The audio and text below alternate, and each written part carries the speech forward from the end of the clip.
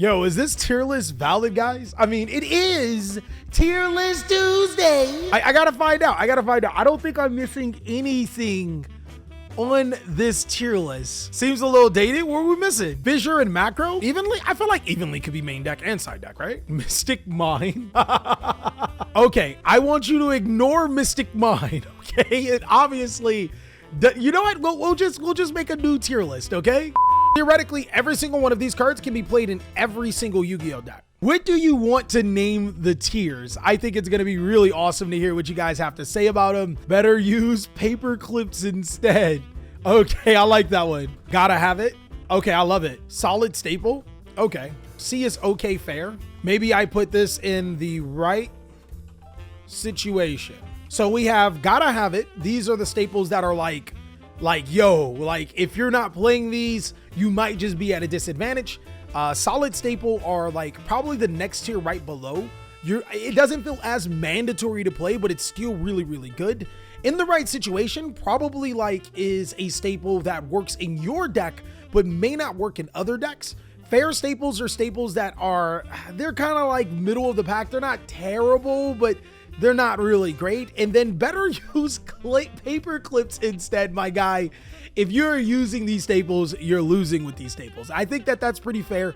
Chat does a really good job of helping us make these tiers, and I love you guys for it. Of course, chat, you guys already know what to do. If you disagree with my opinion or anybody disagrees, go ahead and post down below in the comment section. I'm normally fairly accurate with these tier lists, guys. Like, I ain't gonna try to toot my own horn too much, but a lot of times I've helped so many players win in top high-level events. I've helped so many players in their Yu-Gi-Oh journey, so maybe consider using some of these to your advantage or just take the information from an old Yu-Gi boomer, right? I gotta say, Bystials, in my opinion, were not good. And the reason why I thought Bystials weren't good is because in my head, they only worked extremely well against tier limits and nothing else. But Bystials, I mean, Druid Swarm and Magnemut, they are definitely in that gotta have it category. It's not only do these cards work really well against tier limit and a lot of other great decks like Sprite, because you are summoning big monsters and can particularly rid of their Sprite monsters that they're trying to summon from the graveyard. It's just the fact that if you are playing dark monsters in your deck, you can use your own Bystials to protect your opponent from using Bystials to banish your own cards, which is really cool. Call by the Grave, you know what's really weird about Call by the Grave? I don't think it's mandatory. I think it's crazy.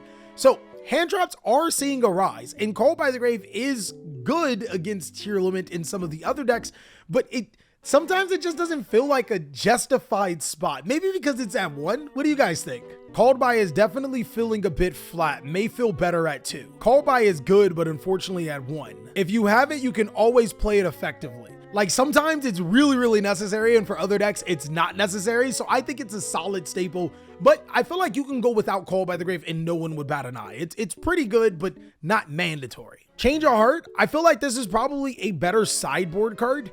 In the right situation, I think that it can be really explosive for decks that play a lot of Link monsters, because you either force your opponent to use a card effect to stop Change of Heart, or you get to take their monsters and link off with it. Okay, so Cosmic Cyclone, I actually think that Cosmic Cyclone is really underutilized right now. Even against decks that don't play a lot of back row like Tier Limit or Sprite, being able to use this card to stop Pirulino for them to prevent them from searching, or being able to banish a Suyik or maybe even Tier Limit Scream is amazing. Being able to banish Sprite Smashers, it's just overall a solid Yu-Gi-Oh card. And if you had space for it, I would consider mainboarding it. Designator, guys. Now, I have always been on this side of the fence. I know some of you guys may hate me for my opinion of Crossout Designator, but to be honest, it has not flashed like how players expected it to flash. It literally has been a bad, really, really bad Call by the Grave at best. Can you put Crossout in a lower tier? Yo! I hate this card, guys. Top Deck TJ has used Dark Hole to my utter destruction, but I still think that it's in the right situation type card. And that's mainly because not all decks want their own monsters destroyed, just only some of them. Maybe a deck like Kashtira that really wants its own monsters destroyed or its own cards destroyed so you can summon new Kashtiras, or even Tier Limit so you can trigger your Tier Limit monster effects, or you can trigger your Tier Limit monster effects and wipe your opponent's board.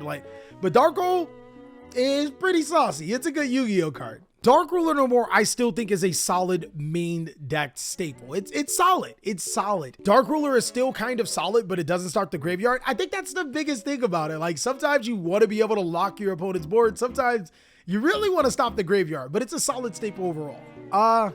For a staple, I'm going to put it in fair. Keep in mind, staples are main boarded Yu-Gi-Oh cards, and I don't think you should be main boarding this card. I think it's fair. If you do, you can win some games with it. I'm going to be a lot lenient on this card.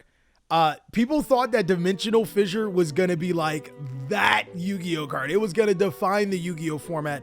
At best, this card is fair. 3 weeks, and I don't think any of the topping decks have even been using this card. And it's a big reason. The reason why this card pretty much sucks is because this does not enhance your strategy. It also is slow and can only be used during your main phase. This is not a good counter for Tier Element at all. Like, using spell and trap cards that don't enhance your deck and only are built to hinder your opponent's deck, well, you're going to get in a situation where your opponent might be using it or playing a deck that plays around it, which makes this card even worse. Or you just get a situation where your opponent just outs the card, because cards like Cosmic Cyclone are very much easy to main board. Dogmatika. Oh my God. Yo. Ooh, Dogmatika Punishment as a staple. Yeah, this ain't it, dog. This is for very specific decks that can take advantage, and there's literally only one deck. Enemy Controller? I actually think Enemy Controller is good. Look, in the right situation, if your deck is built on just putting bodies on bodies on bodies, being able to tribute one of your monsters to take your opponent's card, that's pretty good. Bro, look, guys, you're not thinking of big brain combos. You summon a Bystial monster like Magnamut, right? Then you use Enemy Controller to take your opponent's monster by tributing Magnamut. If you use it on Bystial Druid's Worm, you get to send another special summon card. Yo, Forbidden Droplet, solid staple right now. It's in the same class as Dark Ruler No More, except that, you know, you can stop traps if you send traps to the graveyard. So I think this is a little better. That send for cost can be beneficial or detrimental. You know what? You might be right. It might be in the right situation, because that sending is a lot. I don't think you should play this in every single given deck. It definitely has to go into a deck where, like, you have one card full combos, or you can benefit from sending those cards to the graveyard. I'm gonna move it back to the right situation. I think you're right. Harpy's Feather Duster is really solid. Players have been playing Harpy's Feather Duster in Cosmic Cyclone to not only counter a lot of good back row Yu-Gi-Oh cards, but, you know, to make this even more fair than what it is. Ice Dragon's Prison. Bro, Kashtira Fenrir, guys. Solid. It's solid. It's not a card that you necessarily need in your deck at all times, but so many strategies benefit from Fenrir. And I love that it can just put presence on the board and force your opponent to use certain effects to stop it. Macrocosmos is Paper Clips. This card is literally a worse Dimensional Fissure that can be stopped by Tier Limit's Rukalos. Paleozoic Dynamiscus. Ooh, yo, I think this might be one of the best traps. I love that if your opponent does stop the effect of Paleozoic Dynamiscus, you don't have to discard. And then it also banishes cards on the field. Cards on the field, my friend. Yo, cards on the field. Raigeki? There are only 2 real negates in Yu-Gi-Oh right now. That's better on the floor and totally awesome that Raigeki can't clap. But everything else is fair game for Raigeki. It's actually really weird how many Yu-Gi-Oh boards get ruined by a Raigeki. Rivalry of the Warlords is actually fairly good in the right situation. In the right deck, this is kind of crippling. You can catch your opponent slipping. Too strong. Skill Drain?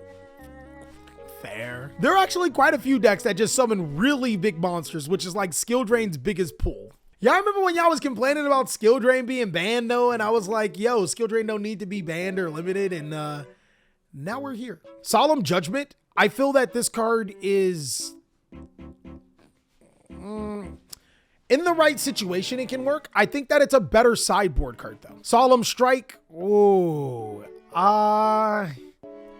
yeah, I think that's about right. Stopping a monster effect or a particular summon isn't the best thing. It's not bad, but there's a better card. I would have to put Solemn Warning, and this is really weird to keep saying this, but I think Solemn Warning is better than Solemn Strike because this can stop a monster's first summon, which is really good against a lot of decks. And it can also stop spell cards to special summon, which also a lot of decks do. Unfortunately, these two cards, you're right, they're traps. So these are probably like the cream de la crop of where we get the traps, but people are main boarding cards like this. So use this as a precautionary tale for these cards. I think this card's a really good sideboard card, but in the main board, yeah, I feel like it's in the cusp between these two, but I'm gonna keep it at fair. Super Polymerization, fair. It's all right. Really weird though, because we're in a fusion format. And Super Polymerization has so many ways to like clap up your opponent's board, but there's some other decks where it's like, yo, this card's like, it doesn't do anything. There can be only one. It's fair. It works in the matchups where it works, but it really struggles in so many matchups. Torrential Tribute, that's about right. And Triple Tactics Talent, oh my God, guys. Yeah, I'm gonna say, and they gotta have it. This card is hands down one of the best cards in Yu-Gi-Oh! When your opponent activates effects on your turn, which happens often, Triple Tactics Talent is there to be able to get you more resources or disrupt your opponent from further disrupting you. And that's what we got for the tier list, guys. What do you think? What do you think? I want you guys to let me know down below in the comment section. Please let me know. It has been phenomenal. Until then, check out these videos as I'll catch you on the next one.